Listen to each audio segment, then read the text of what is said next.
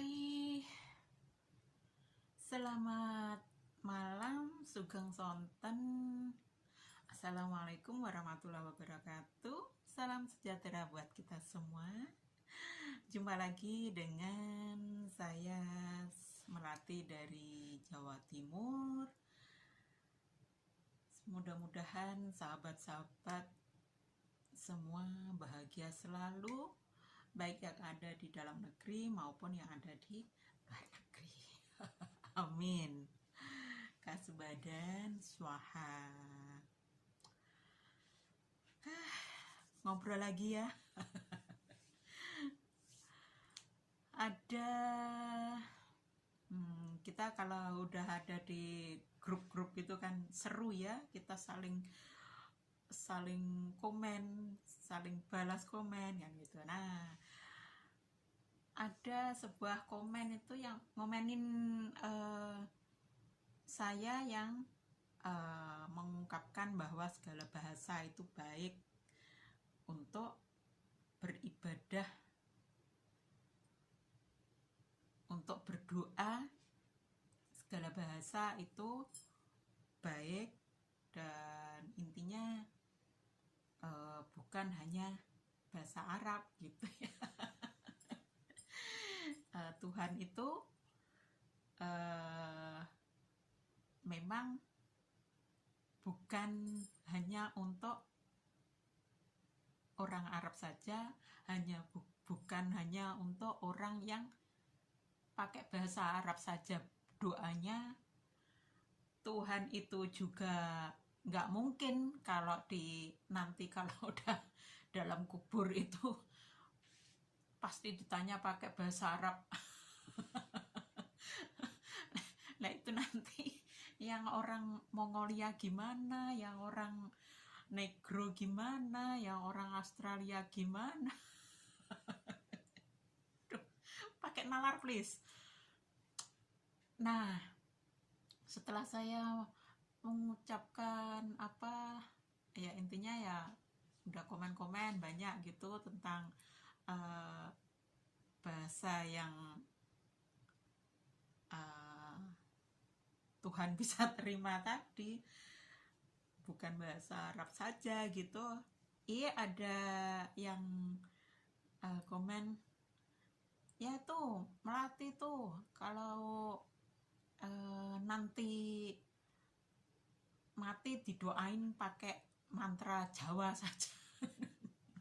Di sinilah ya, disinilah kita itu nggak pakai nalar, nggak pakai ilmu yang jelas, nggak pakai budi juga. Jadi kita sudah ada di era saat ini, diusahakan untuk pakai nalar, budi, dan ilmu. Komen yang mengatakan bahwa tidak nanti kamu kalau mati didoain pakai mantra Jawa saja. Nah, terus menurut sampean kalau sudah pakai mantra Jawa itu yang mati itu sengsara gitu apa? Ya belum tentu juga. Kalau udah didoain pakai bahasa Arab yang mati bahagia gitu, ya belum tentu juga gitu loh. Jadi harus pakai nalar semua itu.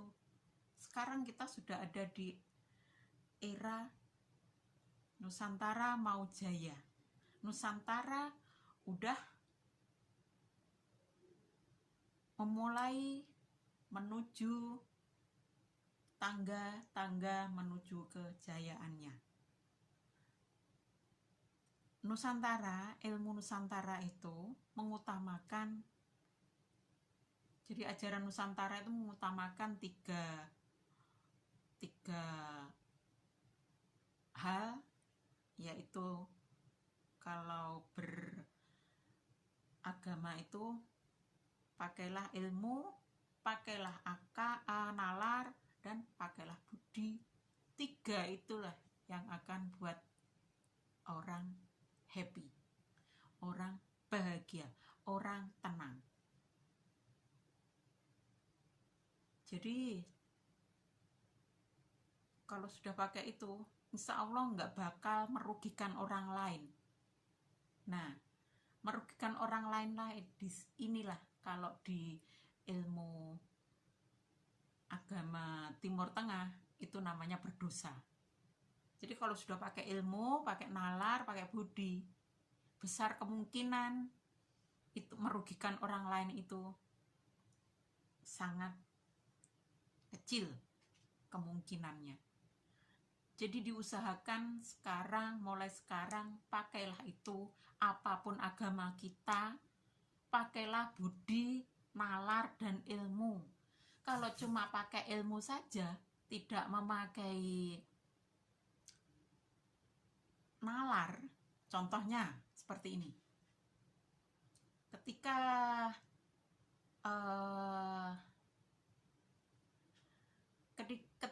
ada misal ada perampok ya kemarin pernah saya singgung itu tentang seseorang yang berusaha menghalangi perampok. Ya, kita akhirnya si yang berusaha menghalangi tadi akhirnya meninggal. Ya, sebelumnya kita ucapkan belasungkawa dulu ya. Kita juga sangat menyayangkan kejadian itu. Cuma disinilah yang namanya nggak memakai nalar itu ya di sini, nggak memakai ilmu ya di sini. Jadi merugikan diri sendiri, merugikan orang lain lah, itu kalau di ilmu ajaran namanya kan dosa. Kita nggak usah pakai kata-kata dosa, itu biar Tuhan sendiri yang menilai. Kita nggak berhak menilai orang lain itu dosa atau apa. Itu sangat jahat kita. Kalau kita udah menilai itu berdosa banget itu gini. Biar Tuhan yang menilai dosa atau enggak itu. Jadi kembali ke cerita bahwa ada perampokan, lalu si korban ini tadi berusaha menghalangi perampok itu beraksi. Dia menuju ke arah perampok, akhirnya langsung didor sama perampoknya, terus meninggal. Nah, disinilah kita sangat menyayangkan korban yang meninggalin tadi. Seharusnya kalau memang dia tidak hanya memakai budi saja, dia pikirannya, wah ini perampok tidak baik, harus saya cegah biar dia tidak merampok, karena merampok itu perbuatan tidak baik. Ini pakai budi saja. Nah, nalarnya di mana? Dia pakai nalar enggak? Enggak. Pasal udah tahu itu perampok. Yang namanya perampok itu kecil kemungkinan enggak bawa senjata tajam, itu sangat kecil. Mesti yang namanya perampok itu bawa senjata tajam yang sangat berbahaya. Nah, ini dia malah menuju ke perampok yang ilmu, nggak pakai ilmu, tidak punya ilmu apa-apa, nggak punya ilmu kanuragan atau apa, nggak punya siasat gimana caranya menghadapi perampok. Ya kalau polisi itu kira-kira masih ada ilmu ya, gimana cara menghadapi perampok yang bawa senjata tajam, harus bagaimana, punya ilmu. Jadi kembali ke komen orang yang saya jadikan bahan obrolan tadi ya,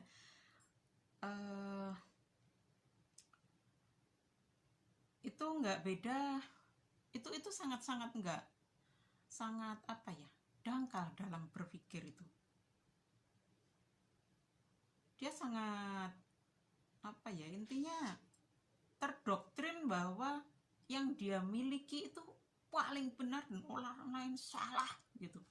Itu sangat-sangat, kalau bisa itu dijauhi. Pikiran-pikiran seperti itu kalau bisa sekarang mulai dijauhi, mulai dipahami betapa Tuhan itu nggak sekonyol itu, nggak sekecil itu.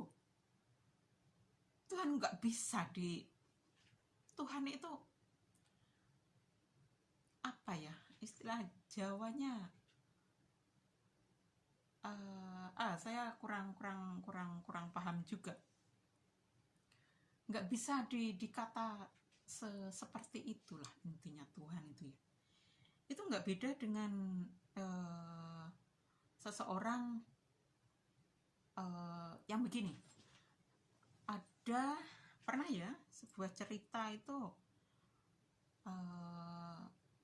seorang pembalap, anak yang suka balapan motor dengan knalpot yang sangat keras itu ya.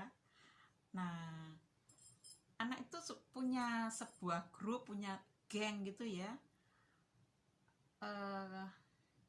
Pada suatu hari si anak itu meninggal dunia. Nah, ketika ketika anak itu dibawa ke pemakaman, teman-temannya satu geng itu mengantar mayat si anak itu pas melayat itu ya, jadi menuju ke pemakaman itu, geng itu dengan memakai motor masing-masing dengan suara keras ya, grang, pakai istilahnya ya dengan baju-baju metal mereka gitu ya, itu mengantarkan ke pemakaman. Ini di pemikiran kita yang selama ini dangkal, selama ini merasa bahwa kalau yang enggak seperti kita itu kita nilai jelek, mikirnya begini, ya kasihan banget meninggal bukannya diiringi dengan la ilaha illallah, la ilaha illallah, tapi diiringi dengan raungan knalpot dan segala macam. Duh, pemikiran seperti itulah yang kita itu sangat luar biasa jahatnya. Kita itu sudah hak Tuhan itu udah kita langgar banget. Kita memakai hak Tuhan itu namanya. Ya memang manusia wajar kalau lambenya itu sangat-sangat mengerikan, itu ya wajar. Tapi itu kalau nggak ada doktrin bahwa kalau nggak sama dengan kita itu jelek, kita kira-kira nggak sampai hati menilai hal-hal seperti itu. Lo bisa jadi loh itu karena itu kesukaan si mayat, kesukaan mayat seperti itu, akhirnya di ketika menuju ke pemakaman semua pada ya dengan hobinya tadi dibarengi sampai menuju ke pemakaman.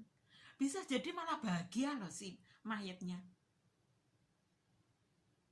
Kita nggak bisa sampai cuma mengatakan oh kasihan sekali itu gini.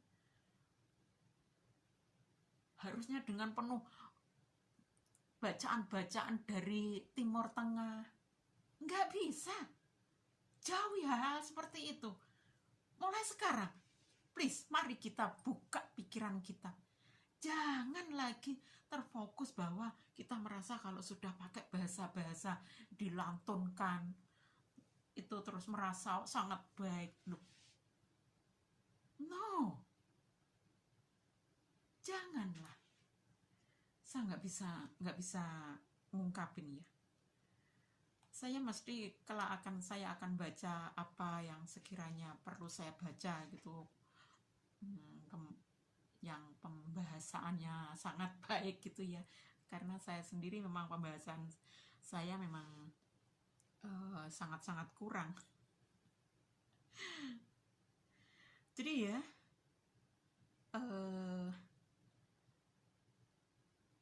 si anak yang diarak menuju ke pemakaman tadi dengan motor yang knalpotnya meraung-raung, anak-anak yang memakai atribut-atribut geng mereka, kelompok mereka. Tetaplah saya nilai itu luar biasa baik. Dan berharap si mayit pun juga seneng, karena banyak yang mengantarkan itu dengan seneng juga. Jadi nggak harus selalu bersedih-sedih ria juga enggak ya. Jadi panjang. Jadi itu hal yang sah, nggak berdosa. Orang nggak merugikan orang lain kok. Mereka senang seperti itu. Lah justru kita yang mempergunjingkan tadi itu bisa jadi bahan pertanyaan. Kenapa kita harus mengejudge seperti itu? Si jenazah lo udah tenang, gembira dia diarak seperti itu, diantar seperti itu. Justru si penggunjing tadi ya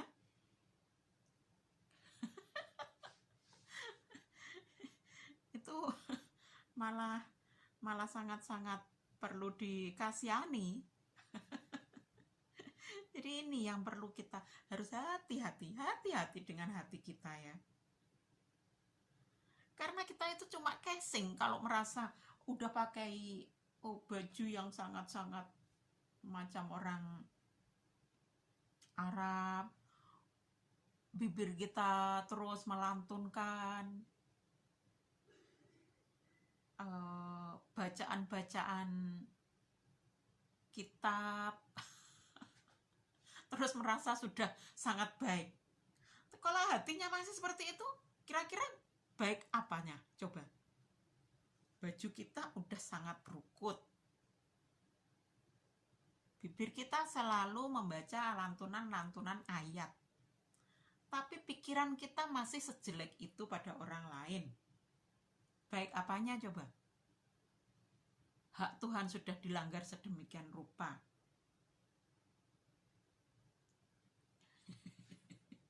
Hati-hati, harus hati-hati. Jadi doktrin-doktrin yang mengklaim diri sudah sangat sudah sangat sesuai yang diharapkan Tuhan itu harus dibuang jauh-jauh yang seperti itu. Wah, udah hampir 20 menit, saya kira demikian saja ya. Ngobrol apa ini tadi, walaupun omong kobot istilah Jawanya. Nggak apa-apa ya, namanya ngobrol ya. Mudah-mudahan bermanfaat. Semakin kita berusaha untuk menata hati kita, tidak selalu merasa bahwa kita sudah paling baik kalau sudah berdoa dengan begini, dengan bahasa-bahasa sana. Kalau sudah berdoa, sudah merasa sholat kita sudah sangat baik. Enggak. Kanjeng Nabi sendiri udah bersabda bahwa orang yang paling bisa tumak ninah itu adalah Ali bin Abi Thalib. Kita manusia biasa. Jadi di umat Kanjeng Nabi Ali bin Abi Thalib lah. Kanjeng Nabi sudah mendawahkan kan. Kalau kita masih oke, sudah gitu aja. Mudah-mudahan bermanfaat. Mohon maaf kurang lebihnya. Semoga semua makhluk berbahagia. Selamat malam. Sugeng dalu.